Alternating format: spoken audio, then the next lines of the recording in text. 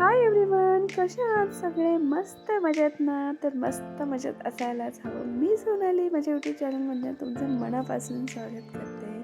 तर आज आपण पाहणार आहोत आमच्या घरापुढल्या झाडांच्या जुन्या आठवणी आणि त्याचबरोबर आज शेतामधली दिवसभराची भटकंती. निसर्गाची ही नॅचरल ब्युटी पाहायला कोणाला आवडणार नाही. मॉर्निंगला जेव्हा घरातून बाहेर येतो ना, तेव्हा ही दारापुढची झाडं पाहिली ना, माइंड अगदी पीसफुल होऊन जातं आणि खरंच खूप छान वाटतं.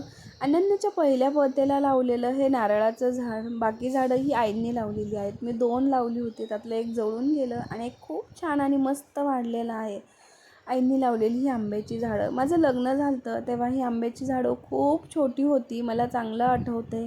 गेटच्या बाहेर लावलेली ही शोची झाडं ही खूप छोटी होती.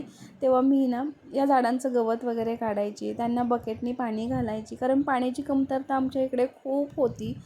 काही दिवस मी या झाडांची खूप छान अशी काळजी घेत होते. त्यानंतर आम्ही पुण्याला आलो, त्यानंतर आईंनी या झाडांची काळजी घेतली आणि इकडे बाबांनी लावलेलं गेटमध्ये शेवग्याचं झाड. घराच्या आजूबाजूचा परिसर इतका छान आणि हिरवागार आहे ना. आत्ता पावसाळ्यामध्ये इथं खूप करमून जातं, कारण सगळीकडे हिरवाई असते त्यामुळे. पण उन्हाळ्यामध्ये इथे तितकीच रखरखाही असते, कारण उन्हाळ्यामध्ये शेतं पूर्ण रिकामी होतात, त्यामुळे तिथे खूप सारी उष्णता जाणवते. आणि थंडीमध्येही खूप सारी थंडी जाणवते, कारण शेत सगळं ओलं असलं की तितका गारवाही जास्त निर्माण होतो. इकडे आंब्याच्या झाडाला खूप सारे आंबे लागलेली होती, कारण नेहमी दरवर्षी आहे ना पाऊस लवकर यायचा, त्यामुळे आंब्यांच्या म्हणजे जे आंबे आहेत ना या झाडाचे, यामध्ये सुतं पडायची, त्यामुळे ते खायला राहायचेच नाहीत योग्य असे. आणि यावर्षी पाऊस लेट आल्यामुळे ना आंब्याच्या झाडाला पाडही लवकर लागला होता, त्यामुळे इकडे काढायचं चाललं होतं यांचं. दरवर्षी तर नाही, पण यावर्षी मस्त असं याला फळंही भरपूर लागलं होतं आणि आंबा खूप गोड आहे. आईंनी लावलेली अशी भरपूर झाडं आहेत की जी आता आम्हाला छान अशी फळं देऊन जातात, कारण हे भरपूर दिवसापासून लावलेली झाडं आहेत. इकडे ते काढायला येत नव्हतं, म्हणून यांनी झाडावरच तळवट अंथरला आणि तिथेच काढत होते, कारण ते खाली पडलं असतं तर तो आंबा व्यवस्थित पिकलाही नसता आणि फेकून द्यावा लागला असता. तर एवढे सारे आंबे निघले होते. या अगोदरही आम्ही 3-4 वेळाचा तोडा केलेला होता. सुट्टी असल्यामुळे आईंनी छान असं मटण जे बनवलेलं होतं, त्यानंतर सगळे घरातली कामं आवरली, जेवण वगैरे आवरलं आणि आईंबरोबर आम्ही सगळे शेतावर फेरफटका मारायला निघालो होतो. आज दिवसभर आम्ही रानातलीच भटकंती करणार आहोत. बांधावरून चालायची एक गंमतच वेगळी असते. ट्रेनच्या डब्यासारखं आपण एकापाठोपाठ एक चालत असतो आणि पावसामुळे ना या गवतामध्ये पाणी साचलेलं, त्यामुळे ते पाणी चप्पलमध्ये यायचं आणि पूर्ण चप्पल आहे ना ती घसरायची, त्यामुळे खूप सावकाश चालावं लागत होतं. शेतामध्ये गेल्यानंतर एक जांभळीचं झाड आहे, ते खूप पिकलेलं, कारण त्याला इतकी सारी जांभळं लागली होती, पण ती जांभळं खाण्यायोग्यही राहिलेली नव्हती, कारण पावसाच्या दिवसामध्ये जांभळीमध्ये सुतं पडतात, त्यामुळे ती खाण्यायोग्य राहत नाहीत. पण गेल्या गेल्या जो जांभळीचा फांदा आहे ना, तो माझ्या पुढेच येऊन नेमका पडला, कारण मी सकाळपासून आईंना हट्ट करत होते की आई आपण जांभळ खायला शेतामध्ये जाऊयात. आई गेल्या गेल्या म्हणतात की बघ तुझ्या स्वागतासाठीच तो पडला असणार आहे, कारण तू सकाळपासून माझ्या मागं लागली होती की आपण जांभळं खायला जाऊयात म्हणून. आणि तो गेल्या गेल्या माझ्या पुढे पडल्यामुळे आम्ही तिथेच जी भरून जांभळं पडलेली तीच आम्ही दोघींनी खाल्ली. आणि माझी अद्विरा फर्स्ट टाईम आज शेतामध्ये आलेली. इतकी सारी जी जांभळं आहेत ना ती पिकलेली. आता धड आम्ही ती विकूही शकत नव्हतो, कारण त्यामध्ये सुतं पडलेली आणि आता ही अशीच झाडावरच राहून द्यावा लागणार होती, कारण जसा वारा येईल तशी ती पडणार होती. जांभळं वगैरे खाऊन झाली आमची. त्यानंतर आम्ही परत निघालो शेतामधले आणखी काही जे वेगवेगळे पॉईंट आहेत ते पाहण्यासाठी. आणि खरंच बांधाने फिरण्यात किंवा शेतामध्ये फिरण्यात आहे ना खरंच खूप मजा मस्ती वाटते.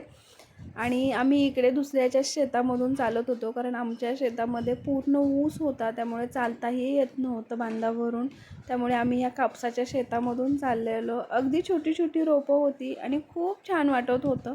पावसाचं वातावरण झालेलं, कंटाळाही आलेला नव्हता, कारण ह्या सुसाट सुटलेल्या वाऱ्यामध्ये आहे ना खूप छान आणि फ्रेश वाटत होतं. असं जेव्हा वातावरण असतं ना तेव्हा शेतात काम करायलाही खूप छान वाटतं आणि दिवस कसा जातो हेही समजत नाही. असं वातावरण झालं ना फेरफटका मारायला खरंच खूप छान वाटतं. आणि रानामधला हा हुसवास मस्त असं झुळझुळ आवाज करत होता.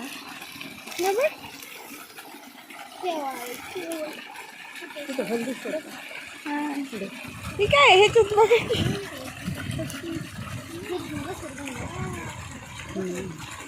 गावाकडे पूर्वीची लोक शेताला खूप मोठा बांध घालायचे, कारण रिझनही तसंच होतं.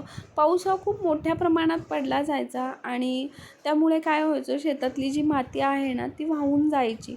आणि मग ही माती वाहू नये म्हणून आहे ना शेताला खूप मोठे मोठे बांध घातले जायचे आणि घडीही पडायच्या, म्हणजे त्याच्यातून पाणी वाहायचं आणि ते पडू नये म्हणून शेताला खूप मोठ्या मोठ्या अशा ना ताली घातल्या जायच्या. तर आई यांना सांगत होत्या की शेताची माहिती देत होत्या थोडंफार, की हे असं केलं पाहिजे तसं केलं पाहिजे, कारण जुन्या लोकांचे अनुभव हे खूप महत्त्वाचे असतात आणि त्यांचे अनुभव म्हणजे आपल्यासाठी एक मौल्यवान ठेवा असतो. फायनली आम्ही शेताच्या कडेला आलो आणि आमच्या शेताच्या कडेला लागूनच भीमा नदी आहे आणि या भीमा नदीच्या काठावरतीच आमचं गाव बसलेलं आहे. अगदी खूप छोटं गाव आहे आणि मस्त आहे. जास्त लोकसंख्या नाही आहे गावामध्ये. इकडली ही नदी ना दरवर्षी खूप कोबीने भरलेली असते, पण यावर्षी अगदी निथळ मंजूळ असं पाणी दिसत आहे तुम्हाला. नाही तर खूप हिरवीगार अशी नदी दिसत असते, कारण पूर्ण त्याच्यावर कोबीच आलेला असतो. तर तुम्ही इथे पाहू शकता, हा आमचा गावचा ब्रिज आहे, जो वडगाव आजनोदचा ब्रिज आहे. पूर्वीच्या काळी ब्रिज नसल्यामुळे लोक होडीने प्रवास करायचे आणि जाण्या येण्याचा खूप लोकांना कष्ट घ्यावे लागायचे. तर नदीच्या काठी लागूनच एक वळणी शिखराचं मंदिर आहे, ते खूप प्राचीन मंदिर आहे.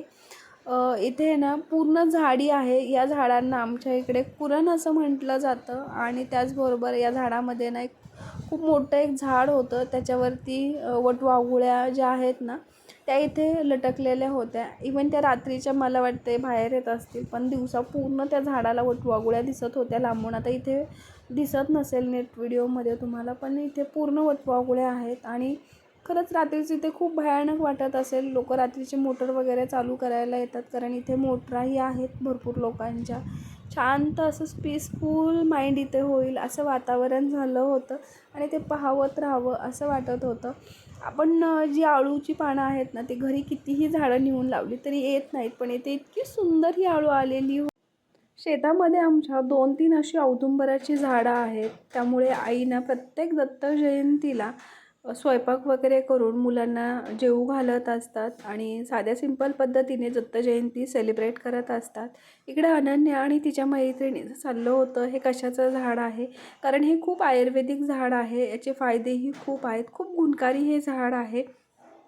तर इकडे या दोघींच्या चालल्या होत्या गप्पा गोष्टी. फायनली आता आम्ही घरी जाणार होतो आणि हे मंजूळ असं झुळझुळ वाहणारं पाणी शेतातून परत रिटर्न नदीला चाललेलं.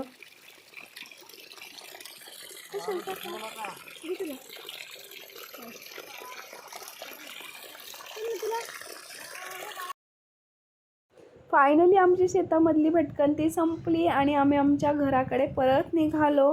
तर शेतातून हा घराचा व्ह्यू इतका सुंदर दिसत होता ना. व्हिडिओ आवडला असेल तर लाईक शेअर सबस्क्राईब नक्की करा. चला बाय.